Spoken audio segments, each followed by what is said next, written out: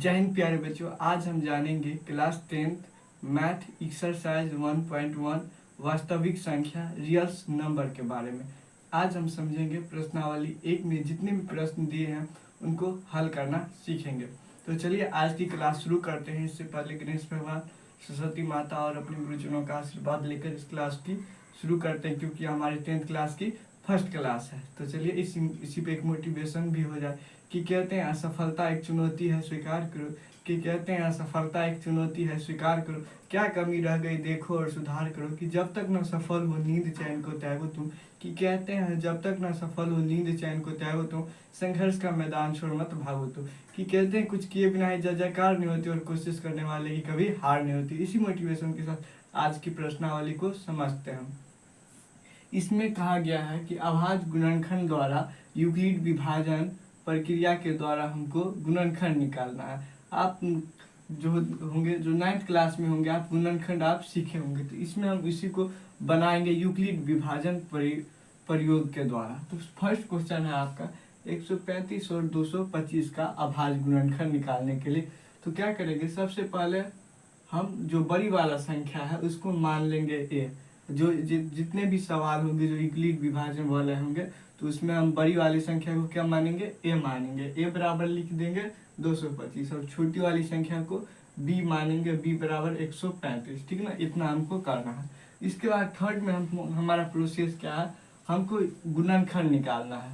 क्या, जैसे कि 225 और 135 का। तो आप समझते हैं जिसमें हम भाग देते हैं वो क्या होता है, वो बड़ा होता है, और जिससे भाग देते हैं वो छोटा होता है। तो हम इससे 135 से भाग दे रहे हैं तो 225 को बीच में लिखेंगे, तो 225 से हम भाग देंगे तो सिंपल तरीका से भाग दीजिएगा। तो 135 का जब आप भाग दीजिएगा तो 225 है। इसमें हमको क्या देखना होता है कि बड़ा ना आए, इससे छोटा, यानी कि 225 से छोटा आए तो हमको बढ़ाने हैं। तो देखिए 2 बार गुना कर दीजिएगा 135 का, तो कितना होगा, 135 दूना 70, यानी कि 270 हो जाएगा, जो कि 225 से बड़ा होता है। तो हमको छोटे वाले संख्या लेना है, यानी कि एक ही बार में लेना है। तो 135 का निकाल के एक बार पढ़ेंगे तो 135 होगा। ठीक ना।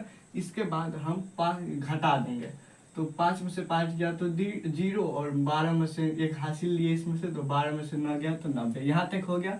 तो फिर से हम क्या करेंगे, गुणनखंड का क्या तरीका होता है, जब तक न काटे तब तक हम इसको आगे प्रोसेस करते जाए, और उसके बाद 90 को वहीं रहने देंगे। जो संख्या से हम भाग दिए थे उसको फिर उतार देंगे। क्या करेंगे, उसी प्रकार से करते रहेंगे जब तक न कटे। तो क्या किए, जो संख्या था मतलब 90 जो है वही है, और जो संख्या है 135 वो उतार दिए। तो फिर आप जो 90 से लगाएंगे, जो घट गया है, तो 90 से जब आप लगाइएगा तो 90 दूना क्या हो जाता है, 180 हो जाता है। तो यह बड़ा हो जाता है, हमको छोटा लगाना होता है। तो 135, तो 90 का 90, तो इसमें से 135 में से 90 जब घटाएंगे तो 5 में से मतलब 0 गया तो 5 ही हुआ, और 13 में से 9 गया तो 4 हो गया, 45 हो गया। फिर जो 90 था उसको यहाँ उतार देंगे, मतलब कि प्रोसेस करते जाना है। जो 90 आया तो उसको यहाँ उतार दिए। इसके बाद फिर से आप देखिए, जब 45 का को आप एक बार मल्टीप्लाई करते हैं तो 45 होता है, और 2 बार करते हैं तो कट जाता है पूरा, तो 90। यहाँ 45 दूना 90, यानी कि 0 हो गया। जहाँ 0 हो जाता है वही समझिए क्या है, HCF है। ठीक ना। अब आप समझ गए इतना प्रोसेस। अब हम आपको बताते हैं किसमें अब लिखना कैसे है इसको। यहाँ माना ए बराबर इतना लिख दिए बड़ा वाले संख्या को, और बी बराबर छोटे वाले संख्या 135 हो गया। ठीक। इसके बाद हमको लिखना है यूक्लिड विभाजन एल्गोरिथम प्रयोग से। क्या लिखना है, यूक्लिड विभाजन एल्गोरिथम प्रयोग से। एक सूत्र होता है इसका, क्या होता है, भाज्य बराबर होता है भाजक गुने भागफल प्लस शेषफल। ये हिंदी में हो गया। इसको शॉर्ट फॉर्म में हम लिखते हैं ए बराबर B Q plus R. B यानी कि यहाँ कुछ नहीं है तो क्या आप समझते हैं, गुना होता है। जैसे ए बी है तो ए बी मतलब ए इंटू बी है। ठीक ना। कुछ नहीं रहता है तो बीच में क्या होता है, जब सटा हुआ होता है तो गुना होता है। तो इसी को है, देखिए, तो भाज कहते हैं ए को, यानी कि जो ए है, जो बड़ा वाला संख्या होता है वो भाज होता है ए, और भाजक क्या होता है जिससे हम भाग देते हैं वो, तो ये बी हो गया। समझ गए, भाज क्या होता है जो बड़ा होता है, और भाजक क्या होता है जो जिससे हम भाग देते हैं। इसके बाद क्वांटम, इसको इंग्लिश में क्वांटम कहते हैं। क्वांटम हो गया आपका क्यों, यानी कि भागफल, जो भागफल होता है उसको हम क्यों कहते हैं, और जो बचता है हमारा उसको रिमाइंडर यानी कि आर कहते हैं। इसी प्रकार इसका सूत्र बनता है ए बराबर बी क्यू प्लस आर। यह आपको ध्यान में रखना है कि किसको किसको कहा जाता है। जो संख्या बड़ा होता है उसको ए, और जिससे हम भाग देते हैं वो बी, और जो भागफल आता है वो क्यू, और जो बचता है आर। इस प्रकार से आपको ध्यान में रखना है। तो इसी प्रकार से हमारा फॉर्मूला होता है भाज्य बराबर भाजक गुने भागफल प्लस शेषफल। तो ये इतना आप देखिएगा कि भाज्य कौन है भाजक कौन है, इसीलिए एगो शॉर्ट में हम लिख लेते हैं कई, क्योंकि यह हम लोग को बहुत बार प्रयोग करना होता है। तो सिंपल में हम लिख लेते हैं ए बराबर बी क्यू प्लस आर, यानी कि ए बड़ा आला बी होता है जिससे हम भाग देते हैं क्यू, जो भागफल आता है, जो शेषफल बचता है वो आर हो गया, ठीक ना। तो ये फार्मूला हो गया। तो इसी प्रकार से देखिए ए बराबर क्या है, ए बराबर सबसे बड़ा 225 है, तो फार्मूला के हिसाब से लिखेंगे तो 225 लिखे। इसके बाद बराबर में देंगे ए कितना है, ए तो हो गया। इसके बाद बी कितना है, बी हो गया आपका एक, तो 135, तो 135 दिए, ठीक। इसके बाद हम क्यों खोजेंगे, क्यों कितना है गुना करेंगे, इसको गुना करना है, छोड़ना नहीं, गुना देना है। इसके बाद ए कितना है, एक है, यानी कि क्यों, तो 135 गुने 1 प्लस रिमाइंडर भी बचा हुआ है, हाँ रिमाइंडर 90 बचा हुआ, तो 90 प्लस ऐड कर देंगे, ठीक। इतना तक समझ गए। इसके बाद सेम प्रोसेस इसके बाद करेंगे। तो इसके लिए हो गया। अब सेकेंड के लिए क्या होगा, मतलब कि जब तक न कटे तब तक हमको इसमें भी प्रोसेस करना है, यानी कि सेकेंड में ए क्या हो जाएगा, ए ये हो जाएगा, बी ये हो जाएगा, और क्यों ये हो जाएगा, और आर ये हो जाएगा। तो इसी प्रकार लिखना है। तो ए बराबर हमको 135 लिख दिए। इसके बाद बी क्यू खोजना है, तो बी हो गया 90, क्यू हो गया 1, तो 90 गुने 1 प्लस आर, यानी कि रिमाइंडर कितना बचा हुआ है, तो 45 लिख दिए। यहाँ तक हो गया। इसके बाद सेकेंड में थर्ड टर्म में आते हैं। तो थर्ड में हम लिखते हैं ए खोजते हैं, तो ए बराबर 90 और बी बराबर 45 और क्यू बराबर 2 प्लस आर, आर बराबर 0। तो यहाँ लिख दिए 90 बराबर 45 गुने 2, यानी कि बी क्यू इतना है, प्लस आर यानी कि 0 है, तो वही रिमाइंडर हो गया। HCF क्या होता है, जो लास्ट में जो संख्या से 0 आ जाए वही, यानी कि जिस संख्या से भाग दियो और जो संख्या लास्ट में 0 आ जाए वही क्या हो जाता है, रिमाइंडर, यानी कि आर हो जाता है। HCF उसी को हम क्या कहते हैं, HCF। इस प्रकार से आपने फर्स्ट प्रश्न को देखा कि इसका प्रश्न को देखे कि इसका HCF कितना है, 45। उसी प्रकार से अब हम सेकेंड सवाल को देखते हैं। सेकेंड सवाल है आपका 196 और 38,000, यानी कि कह रहा है 11,10, यानी कि 38,220 है। इसको अभी हम इसी प्रकार से बड़े वाली संख्या को क्या करेंगे, मानेंगे ए। माना ए बराबर कितना हो गया, 38,220। इसके बाद बी बराबर 196, ठीक, इतना कर लिए। इसके बाद यूक्लिड विभाजन एल्गोरिथ्म प्रयोग से इतना करके आप ए बराबर लिख लिए, सूत्र भी लिख लिए, ए बराबर बी क्यू प्लस आर, या भाज्य बराबर भाज्य गुने भागफल प्लस शेषफल, इतना लिख लेना है, ठीक। इतना तक समझ गए। इसके बाद हम थर्ड में क्या करते हैं, सेकेंड में मतलब कि गुणनखंड निकालते हैं। गुणनखंड जिस प्रकार से इसका निकाले उसी प्रकार से, तो जो बड़े वाले संख्या में भाग दिया जाता है तो बड़े वाले संख्या को बीच में रखेंगे और छोटे वाली जिस संख्या से भाग देंगे उसको लिखेंगे। तो 196 से जब हम 38,220 में भाग देते हैं तो सबसे पहले हम 1 से लगाते हैं, यानी कि 3 डिजिट खोलते हैं। तो देखते हैं 196 है, तो यहाँ भी हमको 3 डिजिट खोलना है। तो 196 है तो हम भाग देते हैं इतना में, तो देखते हैं कि 382 से हमको ज़्यादा आना, यानी कि कम आना चाहिए, ज़्यादा नहीं। अब 382 आ गया तो ठीक है, नहीं तो हमको इससे कम ही लाना होता है। तो फर्स्ट बार आप 196 से जो गुना कीजिएगा, 2 बार कीजिएगा, आपको गुना करके देखना होगा कि क्या हम 1 बार करते हैं तो 196 ही आता है, 2 बार करते हैं तो क्या 400 हो जाता है, 400 हो जाता है तो वो बड़ा हो जाएगा, तो हमको छोटा आना है। तो फर्स्ट बार में हम फर्स्ट संख्या से लगाए 1 से किए गुना, तो 1 से कर दिए तो लिख दिए क्या 196। और इसके बाद 12 में से, यहाँ से 12 में से 6 घटाए तो 6 हुआ, ठीक, 12 में से 6 घटाए 6 हुआ। इसके बाद आपका ये क्या हो गया, हाँ ठीक है, देखिए 12 में से 6 घटाए तो क्या हो गया, 6 हो गया। इसके बाद आपका 18 में, यानी कि 12 में से 6 हो गया। इसके बाद इसमें 17 बच गया, 17 में से 9 घटाए तो 8 हुआ, और मतलब 2 में से 1 घटाए 100, यानी कि आप कितना हो गया 1862। इसके बाद हम 2 को यहाँ उतारे सेकेंड में भाग देने के लिए, तो हम इसी प्रकार से 9 से लगाए, क्योंकि 8 से जब लगाते थे तो वो इससे भी छोटा होता, 9 से लगाए। 9 के बाद 10 से लगाए, जब 10 से आप लगाइएगा इसको भाग दीजिएगा तो ये 1800 से ज़्यादा हो जाएगा। तो हमको मतलब कि छोटी संख्या से लगाना है तो हम 9 से गुना किए, इसको गुना करके देखना होता है जैसे कि कितना से कितने बार में कटेगा, ये मतलब कि बेसिक गुणनखंड का चीज़ है। तो इसके बाद जो हम 9 से गुना किए तो कितना आया 17 64। जब 17 64 आया तो फिर इसमें से भी हम घटाएं तो कितना आ गया 9 8, ठीक ना। इसके बाद जो है 9 8, इसके बाद इसमें से हम यानी कि जो ऊपर में 0 बचा था इसको उतार दिया। और फाइनली में जब हम काटे तो देखे कि फिर गुना करके देखे कि 4 से होगा तो 4 से नहीं लगा, 6 से होगा तो 6 तो ज़्यादा हो जाता था। जब 5 से लगाए तो 980 आ गया। तो इसके बाद इसको घटा दिया तो इसका HCF क्या निकल गया, यहाँ HCF क्या हो गया 196, ठीक ना। और इसी प्रकार आपको 196 लिख देना है। आप समझ गए, ये ए हो गया, ये बी हो गया, ये क्यू हो गया, ये आर हो गया, समझ गए।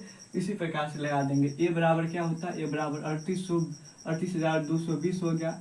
इसके बाद बी क्यू कितना है, बी हो गया आपका 196 और क्यू कितना है, क्यू हो गया आपका 195 और आर कितना है 0। यहाँ एक ही मेथड में समाप्त, यानी कि इसका CF कितना हो गया 196। समझ गए। सेकेंड क्वेश्चन भी इसी प्रकार से थर्ड क्वेश्चन आप बनाने का प्रयास कीजिएगा। थर्ड क्वेश्चन है आपका, हम बता देते हैं लेकिन तब भी आप अपने से बनाने का प्रयास कीजिएगा। माना यानी कि जो बड़ा संख्या माना ए बराबर 887 67 यानी कि 67 यानी कि बी बराबर हो गया 255। इसी प्रकार से आप इसका भी हम क्या कर देंगे, यूक्लिड विभाजन एल्गोरिथम प्रयोग से लिखना होता है हर सवाल में। जब बोलता है तो ए बराबर बी क्यू प्लस आर आपको लिख देना है। इसके बाद हम फिर से इसका भी सिंपल क्या करेंगे, गुणनखंड निकाल देंगे। तो चलिए निकालते हैं। 255 देंगे जो छोटी इले संख्या और 887 यानी कि 67 देंगे बीच में।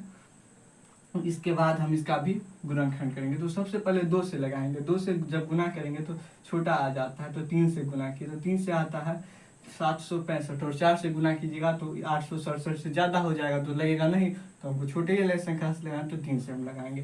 3 से जब लगाएंगे तो 3 से जब हम गुना करेंगे 255 को 3 से गुना करेंगे तो कितना आएगा 765। जब घटाएंगे देखिए जैसे 7 में से 5 गया तो 2 हुआ, 6 में से 6 गया तो 0 हुआ और 8 में से 7 गया तो 102 हो गया यहाँ तक। फिर हम क्या करते हैं गुणनखंड में उसी संख्या को उतार देते हैं यानी कि जो शुरू में थे। तो 255 को फिर बीच में दिए, 255 को बीच में दिए। इसके बाद क्या किए, मतलब कि फिर से मल्टीप्लाई किए तो 100 का 102 ना देखिए 102 का अंक 3 में पढ़िएगा तो कितना हो जाएगा 306 हो जाएगा, तो ज़्यादा हो जाता है। और 2 ही बार पढ़िएगा तो 204 ही होगा, यानी कि 2 बार में करिएगा तो लग जाएगा। तो 2 से किए तो 204 हो गया। तो फिर घटाए तो 51 हो गया। क्या हो गया 51। फिर से जो संख्या था 102 इसको यहाँ उतारे तो 102 को उतारे तो फिर 51 से लगाए तो 51 दुना यानी कि 102 यानी कि 2 से कट गया तो इसका HCF क्या निकल गया 51, ठीक ना। तो इसी प्रकार से आपको लिखना है ए बराबर बी क्यू प्लस आर। और ए कितना था 867 बीच वाला, बी कितना है 255, क्यू कितना है 3 तो 255 गुने 3 प्लस आर कितना है 102, ये फर्स्ट का हो गया। सेकेंड में था ए बराबर 255 तो ए बराबर 255 बराबर कितना था 102 यानी कि बी गुने 2 हो गया आपका क्वांटम यानी कि क्यू। इसी प्रकार से 51 हो गया था आपका, कितना रह गया था 51 आपका आर। इसी प्रकार से आप लास्ट मेथड करेंगे 102 बराबर कितना हो गया 51 गुने 2 और रिमाइंडर में 0 बच गया वही HCF। तो आशा करते हैं जो समझ गए होंगे। अब हम नेक्स्ट सलाह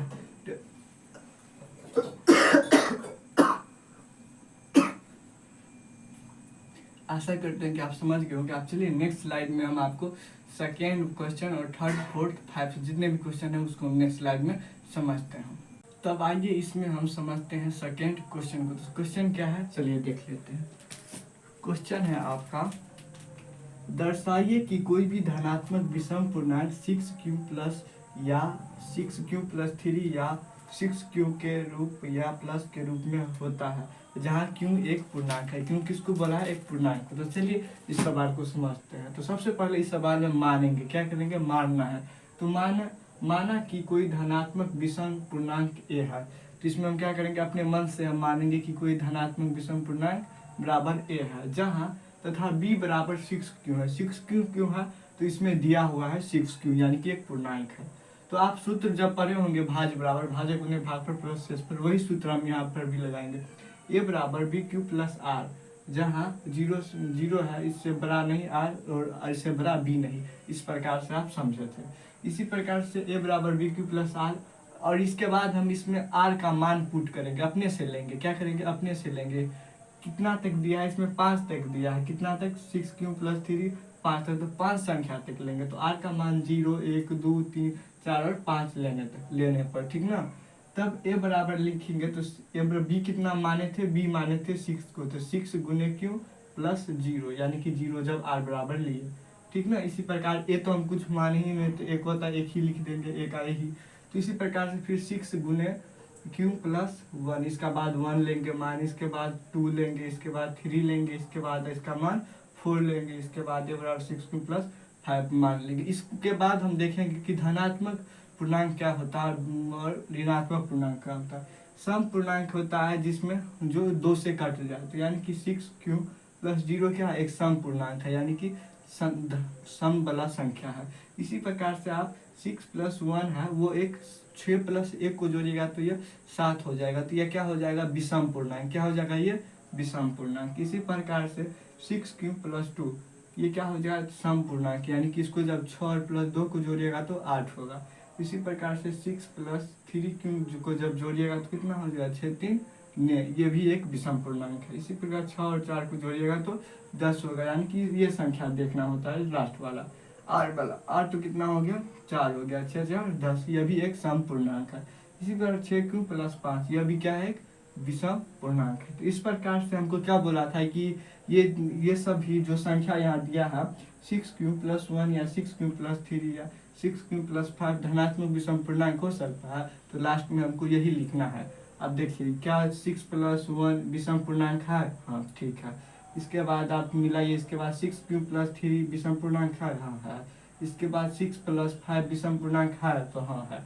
तब इसी को लिखना है, जो संख्या 6 प्लस 1 या 6 क्यू प्लस 3 या 6 क्यू प्लस 5, हाँ धनात्मक पूर्णांक के रूप में इसे लिखा जा सकता है। यही पूछा जा रहा था सेकेंड क्वेश्चन में, क्या इसे लिखा जा सकता था। और चलिए अब हम देखते हैं थर्ड नंबर क्वेश्चन को नेक्स्ट स्लाइड में। तब चलिए अब समझते हैं थर्ड यानी कि तीसरे क्वेश्चन में क्या कर रहा है। तो सबसे पहले हम क्वेश्चन पढ़कर आपको समझाते हैं, ठीक ना। यह क्वेश्चन आपको पढ़कर सुना देते हैं। क्या कह रहा है, किसी परेड में 616 सदस्यों वाली एक सेना आर्मी की टुकड़ी को 32 सदस्यों वाले एक आर्मी बैंड के पीछे मार्च करना है। तो दोनों समूहों को समान वाले स्तंभों में मार्च करना है। उन स्तंभों की अधिकतम संख्या क्या है जिसमें वे मार्च करना है। यानी कि देखिए 616 है जो आर्मी का क्या है, सेना है, और इसमें 32 को हमको अलग अलग मतलब मार्च करना है, और इसमें कह रहा है कि दोनों को अलग अलग करना है। तो इसका सिंपल से आप सॉल्यूशन है कि आप इसका एचसीएफ निकाल दीजिए। क्या कीजिए, गुणनखंड जो होता है उसको गुणनखंड कर दीजिए। जब आप 32 और 616 का गुणनखंड कीजिएगा तो कितना होगा, 32 से जब आप भाग दीजिएगा तो सबसे पहले छोटे वाला से लगाएंगे, बड़ा में आ जाए तो बड़ा से लगाएंगे तो 32 दुना 64 हो जाता है। तो हम छोटे वाले यानी कि 1 से लगाएंगे तो 32 से 32, यानी कि 11 में से 2 गया तो कितना हो गया 9, और 6 में से 3 गया यानी कि 5 में से 3 गया तो 2, 29 हो गया। इसके बाद हम 6 को उतारेंगे, ठीक है। जब तक पूरा नहीं उतार जाए तब तक हम किसको नहीं उतारना होता है। इतना बात समझ गए। इसके बाद फिर से हमको देखना है गुना करके कि 200 यानी कि 932 को कितना बार गुना करेंगे कि 296 से कम आए या ज़्यादा ना आ जाए। तो आप 9 बार जब गुना कीजिएगा इसको तो 288 आता है। तो आप इसको जब घटाइएगा तो क्या हो जाएगा, 8 बचेगा। जो 8 बचेगा फिर आपको क्या 32 को उतारना है। जब आप 32 को उतारिएगा तो क्या हो जाएगा, 8 चौका 32 4 यानी कि 0 0 होगा। तो एचसीएफ इसका 8 हो गया। तो वही जो यानी कि दोनों में कुल स्तंभों की संख्या कितना हो जाएगा, 8 हो गया। तो आप यहाँ लिखेंगे दोनों समूहों को समान संख्या वाले स्तंभों में मार्च करने वाले की अधिकतम संख्या 8 है। इसका आंसर क्या हो जाएगा, 8 हो जाएगा। यानी कि इसको लिखना है आपको कि दोनों समूहों को समान संख्या वाले स्तंभ में मार्च करने वाले की अधिकतम संख्या क्या है, 8। यानी कि हम 2 समूहों में जब हम सेना को भेजते हैं तो उसमें सब पर यानी कि 32 में से क्या हो जाएगा, 8 8 क्या हो जाएगा, निकलेगा। यानी कि 8 संख्या उसका निकल जाएगा। 8 8 को जब हम भेजेंगे तो दोनों में क्या हो जाएगा, समान संख्या परेड में आ जाएगा, ठीक है। तो आशा करते हैं कि थर्ड नंबर आप क्वेश्चन समझ गए होंगे। तब आइए अब समझते हैं फोर्थ नंबर क्वेश्चन को। तो 4 नंबर क्वेश्चन आपको हम पढ़कर पहले समझा देते हैं कि कहना क्या चाह रहा है इसमें।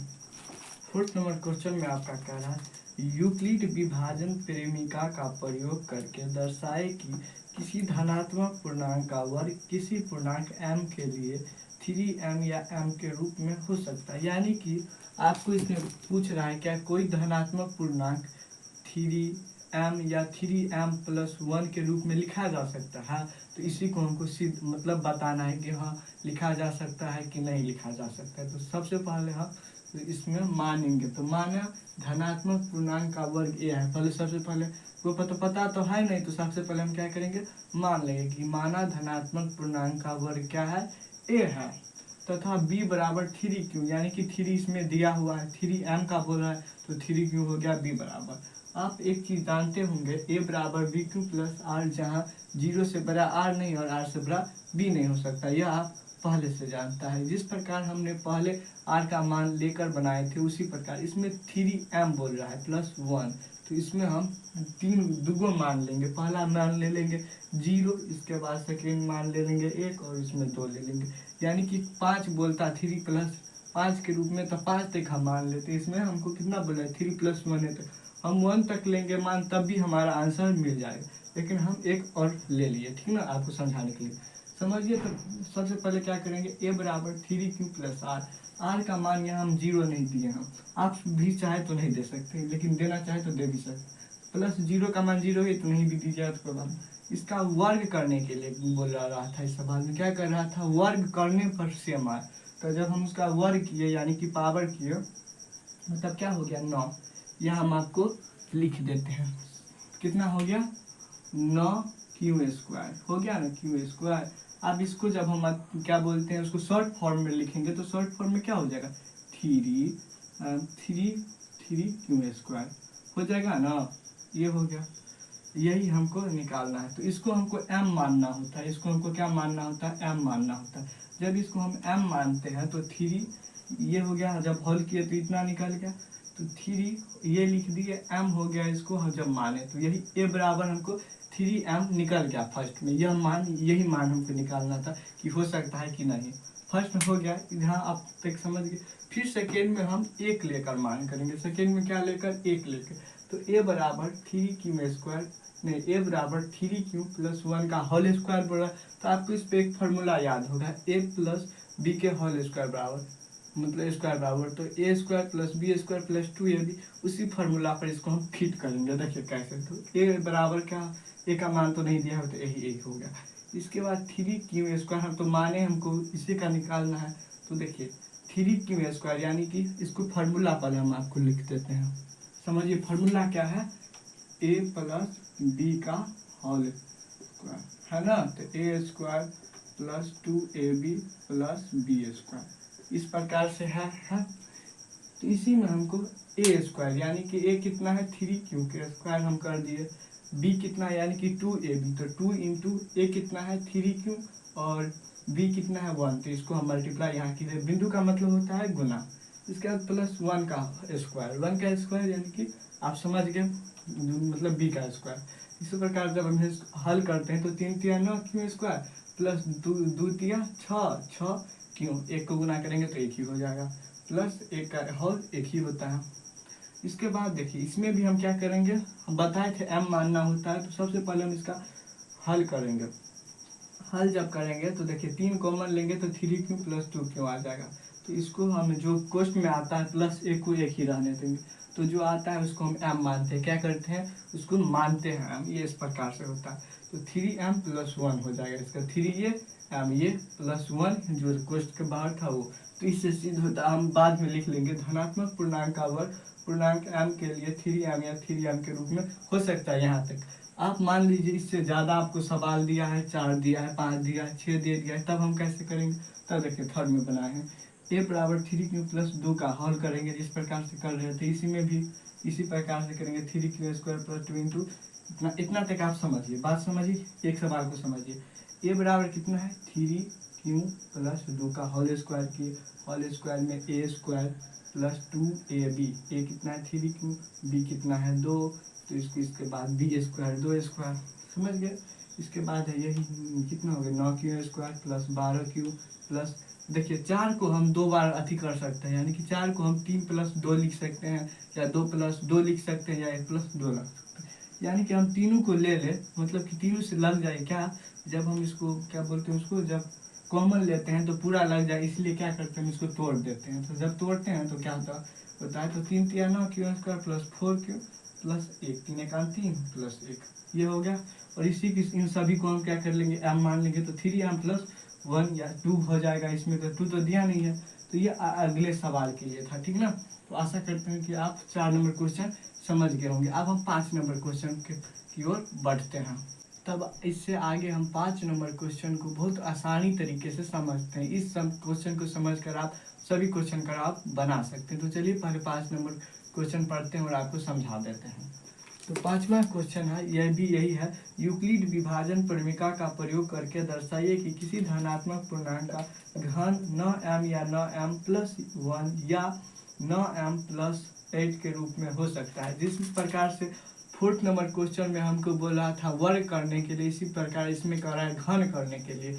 वर्ग का मतलब पावर हुआ 2, जबकि घन का मतलब हुआ पावर 3, ठीक ना। तो इसी प्रकार से तो सबसे पहले हम जैसे लिखते हैं, तो सबसे पहले माना धनात्मक पूर्णांक का घन बराबर a होगा तथा b बराबर 3m के रूप में दिया हुआ है। न जो है 3m के रूप में होगा, संख्या जो होता है छोटा उसको b को 3m के रूप में हम मानते हैं, तो 3m हो गया। इसी प्रकार आप जानते हैं कि a बराबर बी क्यू प्लस आर, जहाँ क्या होगा 0 से बड़ा r नहीं, r से बड़ा b नहीं, ये हो गया।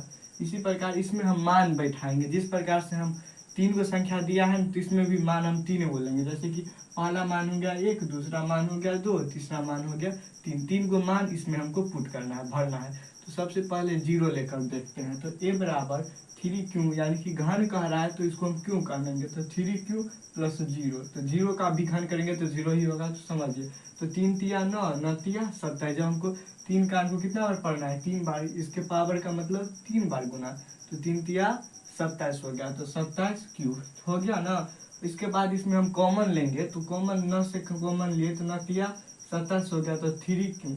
और हम आपको बताए थे कि q को हमको क्या मानना है, m के रूप में मानना है। इसको क्या मानना है, m, तो 9m हो गया। यहाँ क्या हो गया, a बराबर 9m, फर्स्ट इक्वेशन का।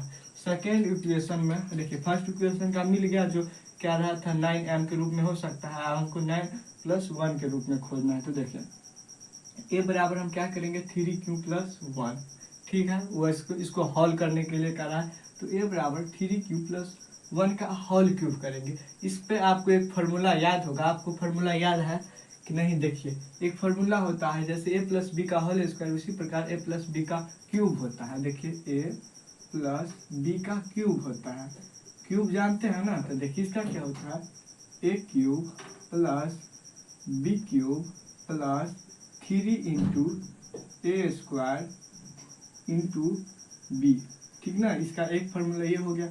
इसके बाद होता है मतलब बी क्यूब, ये होता है इसका फार्मूला a प्लस बी का क्यूब। इसी फार्मूला पे हमको इसको लगाना है। इसको आप फार्मूला आप 9th क्लास में 8th क्लास में पढ़े होंगे, a cube plus B cube. इसके बाद यहाँ 2 बार होता है, यहाँ छूट गया, देखिए यहाँ होगा 3 इंटू यानी कि 3a इंटू यानी कि बी स्क्वायर, एक स्क्वायर इस पे और एक स्क्वायर इस पर, इसके बाद बी स्क्वायर यहाँ हो जाएगा, ठीक ना। ऐसे भी बी क्यूब होगा, बी क्यूब। तो ये इसका फॉर्मूला है आपका, किसका फॉर्मूला है, a प्लस बी का क्यूब का। तो a cube plus B cube plus 3a square B plus 3a B square plus B cube, ये इसका फॉर्मूला है। इसी फॉर्मूला पर अब हम दोनों इक्वेशन को बनाएंगे। तो देखिए फॉर्मूला हमको पता है a क्यूब यानी कि 3 क्यूब का होल क्यूब, इसके बाद 3 यानी कि जो 3 होता है वो, और a दिया हुआ है यानी कि 3q स्क्वायर प्लस 1 दिए हैं 1 यानी कि b, जो b है वो, प्लस इसी फॉर्मूला को बना रहे हैं। देखिए इसके बाद 3 मतलब जो होता है फार्मूला, और 3 क्यूब यानी कि एक ही बार करना है। इसके बाद एक को यानी कि b को होल मतलब स्क्वायर करना है, तो होल को स्क्वायर कर दे। इसके बाद क्यूब को क्या करना है, स्क्वायर करना है, ये यहाँ क्यूब होगा, ठीक ना। तो यहाँ क्यूब कर दिए। इस प्रकार जब इसको हल करते हैं तो 3 तिया 9 9 तिया 27 क्यूब होता है, क्यूब हो गया। इसके बाद इसको देखिए 3 तिया 9 और 3 तिया मतलब यहाँ इसको 2 बार गुना किया हुआ है, पावर का मतलब 2 बार, तो 9 हो गया यहाँ, तो 9 तिया 27, तो 27 क्यूब यहाँ भी हो गया। इसके बाद 9 को 3 तिया 9, एक को गुना करेंगे तो एक ही होगा पावर में, प्लस एक क्यूब का क्यूब, एक क्यूब का क्यूब एक ही होता है। इतना समझ गए। चलिए आप नीचे इसका फिर से हम क्या करते हैं, कॉमन ले लेते हैं। कॉमन लेते हैं 9, तो 9 कॉमन ले तो 9 तिया 27 क्यों हो गया प्लस 27 क्यों प्लस 1 यानी कि 9 का 9 क्यों प्लस 1, ठीक ना। तो हम इसको बताए थे, इसको हमको क्या करना होता है, जो हम ब्रैकेट में कॉमन लेते हैं उसको हम m मान लेते हैं, तो इसको m मान लेंगे प्लस 1 था तो 9 हो गया ये, और m बड़ा 9m, यहाँ m छूट गया तो m यहाँ हो गया 9m प्लस 1, तो जो हो गया तो ये सेकेंड का निकल गया। इसी प्रकार से हम थर्ड को इसी फॉर्मूला पर लगाएंगे तो a cube plus B cube, तो इसमें भी ऐसे ही करना है, समझिए। ये बराबर कितना दिया हुआ है 3q, तो 3q का whole square into plus 3 into 3q Q का होल स्क्वायर, यहाँ होल स्क्वायर छूट गया, यहाँ दे दीजिए, ठीक। इसके बाद प्लस 2 जो दिया हुआ है इंटू इसके प्लस, इसके बाद 3q into 3q square plus 2, और इसमें लास्ट में 2 का क्यूब, ठीक ना। इस प्रकार से इसी प्रकार जब इसको हम हल करते हैं 27 क्यू यानी कि 27 क्यू प्लस 5 54, यानी कि 54 कितना हुआ देखिए, 3 यहाँ हुआ और 3 तिया 27, 27 तिया नहीं, देखिए यहाँ थोड़ी होगा क्यों, इस पे नहीं क्यों होगा, 2 पे क्यों होगा, किस पे होगा क्यों, 2 पे क्यों। तो यहाँ फर्स्ट बार में तो यहाँ क्यों होगा, फर्स्ट बार में तो यहाँ होगा, इसके बाद इसमें ना होगा, तो यार ठीक था, जो हम दिए हुए थे वह ठीक था। चलिए तो कितना हो गया 27 और 3 तिया 9, 9 दूना 18, 18 तिया देखिए 3 तिया 9, 9 का 9, 9 तिया यानी कि 9 का 9, 9 दूना 18, 9 तिया 27, यहाँ को हमको 2 ही बार में करना है, तो 3 तिया 9, 9 दूना 18, 18 तिया 54, तो 54 क्यू स्क्वायर हो गया, समझिए यहाँ। इसके बाद 3 तिया यानी कि इसको हमको 3 तिया 9 और 2 दूना 4, तो 9 चौका 36, 36 क्यू प्लस जो 2 का क्यू था लास्ट में उसको हम 8 लिख दिए हैं, ठीक। इसी प्रकार से कॉमन लेंगे तो 3 देखिए 9 हो गया यहाँ, 3q स्क्वायर जब 9 से लगाए तो 9 तिया 27 क्यू प्लस 9 दूना 9 9 छक्के 54 Q square plus 4q plus 8 जो है जो क्यू निकला हुआ, तो इसी को हम इसको जो क्वेश्चन निकाले हैं उसको हमको m मान लेना है, तो इसको हम m मान लिए तो 9m प्लस 8, 9m प्लस 8 लिख दिए, ठीक। इसके बाद हमको लिख देंगे लास्ट में, हो गया इतना ही करना है। धनात्मक पूर्णांक का घन 9m या 9m प्लस 1 या 9m प्लस 8 के रूप में लिखा जा सकता है। यह हम एक फॉर्मूला पर निकाले हैं, जिस प्रकार से a प्लस बी का फॉर्मूला आप यूज करते हैं, इस 5वां क्वेश्चन में क्यूब वाला फॉर्मूला यूज करना है, यानी कि आपको यह फॉर्मूला याद होना चाहिए, इसी से आप बना सकते हैं इस क्वेश्चन को, जैसे कि a cube plus B cube 3a square B into या plus 3a B square plus B cube, यह फार्मूला है, इसको आपको ध्यान में रखना है। इस फार्मूला से आप इस क्वेश्चन को आप बना सकते हैं। तो आशा करते हैं कि आपकी प्रश्नावली 1.1 पूरा अच्छी तरीके से समझ में आ गया होगा। मिलते हैं नेक्स्ट एक्सरसाइज के साथ 1.2 के साथ, तब तक जय हिंद, धन्यवाद।